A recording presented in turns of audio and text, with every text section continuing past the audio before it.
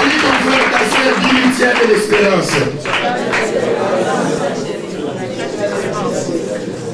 Oui, bien-aimé. Nous sommes au premier jour. Et nous serons là pendant ces 4 jours, je vous assure. Toi-même, tu as senti. Dieu fera beaucoup de grandes choses. Amen. Parce qu'il me l'a confirmé quand j'ai prié. Amen. Et tu n'es pas venu par ta force. Parce que tu pouvais aussi refuser de venir. Amen. Mais c'est Dieu qui a dirigé tes pas jusqu'en ce lieu. Ne te sens pas isolé. Ne te sens pas étranger. Ne viens pas à l'inspection. Parce que je n'ai rien à te donner. Amen. Mais je vais te parler de quelqu'un qui peut transformer ta vie. Amen. Il était mort, mais le 3e jour, il était ressuscité. Amen. Il vit au siècle des siècles. C'est cet homme que je vais te parler. Amen. Nous parlons, bien-aimé, de Joseph. Dieu fera de toi le Joseph de ta famille. Amen. Comme tu le crois, cela soit ainsi dans ta vie. Amen. Dieu fera de toi le Joseph de ta famille. Amen. Joseph, parce qu'il est là, Joseph n'est pas là, c'est un homme qui est mort. Il est parti là enterré, pourri même ses os, avec une destination. La Bible dit, cet homme de Joseph a dit à ses frères, je vais mourir, mais je sais une chose, que Dieu vous amènera à ce pays-là. N'oubliez pas mes os. Partout où vous irez, amenez mes os. Amen. Les os de Joseph représentent les promesses de Dieu que nous avons. Il a dit, l'Éternel, votre Dieu, vous visitera. Mais quand vous serez sortis, n'oubliez pas mes os. Et Israël gardait toujours ses os avec eux.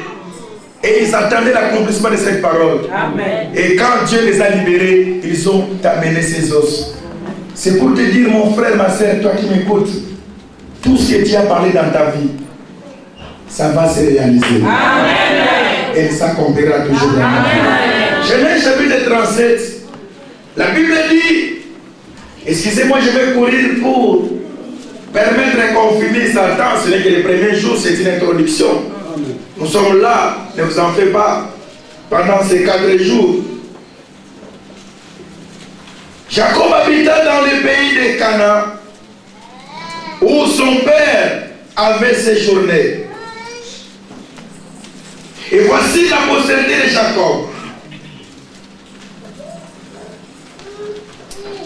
Bien-aimés, j'aimerais que nous puissions bien comprendre quelque chose ici.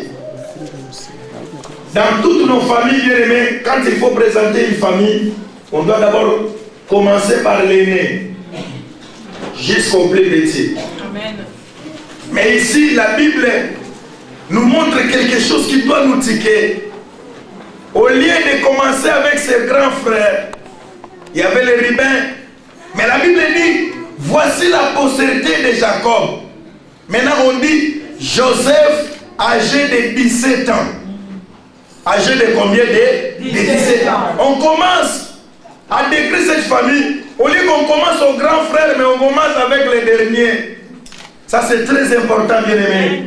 Nous devons bien retenir, nous devons bien comprendre ce que la Bible nous dit ici. On dit, voici la postérité de Jacob. Joseph, âgé de 17 ans, faisait paître le petit bétail. Tout ce que tu as, c'est pour toi. Tu ne veux même pas entendre parler de ta famille. Tu ne seras pas le Joseph de ta famille. Joseph, c'est une personne qui partage.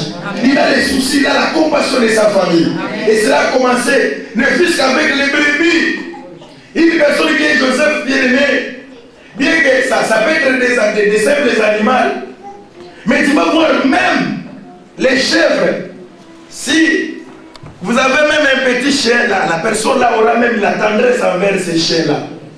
C'était le cas, ils avaient des brebis. Joseph montrait ces signes là, avec tout ce qu'il y avait, même dans sa famille. Parce qu'il sentait déjà que Dieu les préparait à quelque chose. Amen. La Bible dit, tout jeune garçon, il était jeune, et il était près des fils de Bila et des fils de Zilpa, femme de son père. Or, Joseph rapportait à leur père les mauvais propos de ses frères. Ce sont les choses que nous connaissons dans la famille. C'est une personne qui n'aimait pas les détours. Il n'aimait pas les jeux de cache-cache. Il aimait marcher dans la toiture, même quand il était encore petit.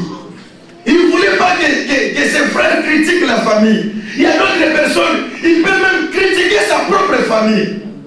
Bien-aimés, vous savez, je ne sais pas si les choses ont changé. Nous, quand on grandissait, on nous disait ceci, même s'il n'y a pas à manger chez toi, ne va pas rapporter ça à l'extérieur. Et on était comme ça. Même si tu as faim, papa te dit, ne va pas dire. Et tu vas quelque part, on te donne à manger, tu dis, non, on a déjà mangé. Or, tu as faim. Pourquoi? Parce que tu as suivi les consignes. C'était ça, Joseph ne voulait pas. Il voulait qu'il marche dans les consignes. Mais ses frères, c'était des rapporteurs. Vous savez, une chose m'a fort touché. Il s'est retrouvé un homme pour le mariage. Alors sa propre grande sœur va voir cet homme et dit, toi, tu veux épouser notre petite sœur. Est-ce que tu sauras? Elle est très compliquée, notre petite sœur. Tu vas fuir toi-même. Ça, ce sont des signes très dangereux. Très très dangereux, des personnes qui sont très dangereuses. Un enfant de Dieu, il aime le bien des autres. Amen. La Bible dit, si un membre est honoré, tout le corps est dans la joie. Amen.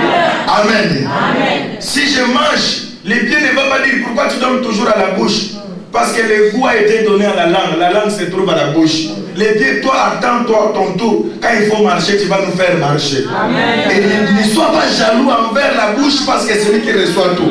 Ce que la bouche reçoit, c'est ce qui te donne la force de marcher. Amen. Parce que s'il ne reçoit pas, tu ne sauras pas bouger. Amen. Et reste là où tu es. C'est comme ça que nous devons vivre, même dans une famille. Quand un membre est honoré, quand tu veux agir avec ton frère, sois dans la joie. Amen. Et ça sera le bonheur de toute la famille. Amen. Amen. Alors la Bible dit, il n'aimait pas.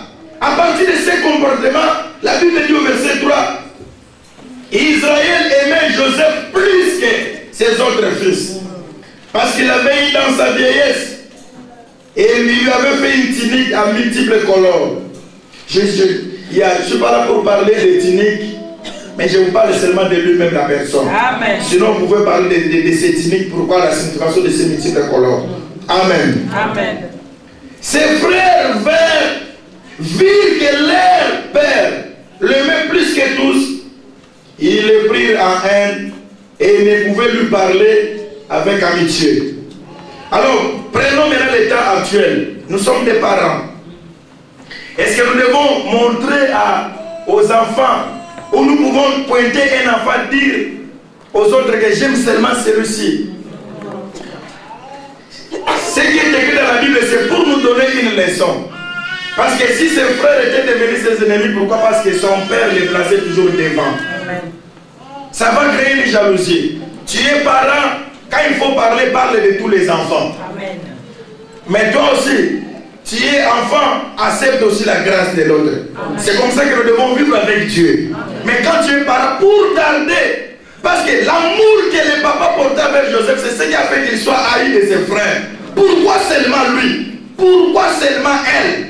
Non, si tu as Dieu avec toi, tu vas accepter le bonheur de toute la famille. Amen. Alors la Bible dit, ses frères les haïrent. Pourquoi? Parce qu'il y avait l'amour, son père montrait de l'amour envers lui. Alors, ce qui était encore grave, c'est quoi? Le verset 7. Il leur dit, écoutez donc ce que j'ai rêvé. Nous nous trouvions au milieu des champs alliés des gerbes. Et voilà que ma gerbe s'est dressée et s'était debout. Et que vos gerbes l'entouraient et se prosternaient devant elle. Ses frères nous disent, est-ce que tu prétends régner sur nous? À moins que tu ne prétendes être notre maître. Et il les haït encore davantage à cause de ses rêves et à cause de ses paroles. Des choses, rêves et paroles. Est-ce que quand on est prétentieux, est-ce que c'est mauvais qu'on soit prétentieux dans la vie? Ce n'est pas mauvais, bien aimé. Une bonne personne qui veut réussir dans sa vie doit être prétentieux. Amen. Il doit parler, dire ce qu'il sent. Parce que la Bible dit, ils l'ont vaincu à cause des paroles de leur témoignage. Amen. Dans la vie, tu dois toujours avoir la parole. Amen. Si tu n'as pas la parole, tu ne vas pas vivre. Si nous appelons Dieu, Dieu parce qu'il a la parole. S'il n'avait pas la parole, on n'allait pas l'appeler Dieu. Ah, mais avec la parole, c'est ce qui a fait qu'il soit Dieu. Alors, un homme qui veut réussir dans sa vie, qui veut bénir toute sa famille, il doit avoir la parole. Une bonne femme, c'est une femme qui console son mari, qui rassure son mari. Chérie, Dieu fera toujours. Les choses vont marcher. Ce n'est pas une femme qui plaire avec les maris chaque jour. L'homme sort quand il rentre et dit, mais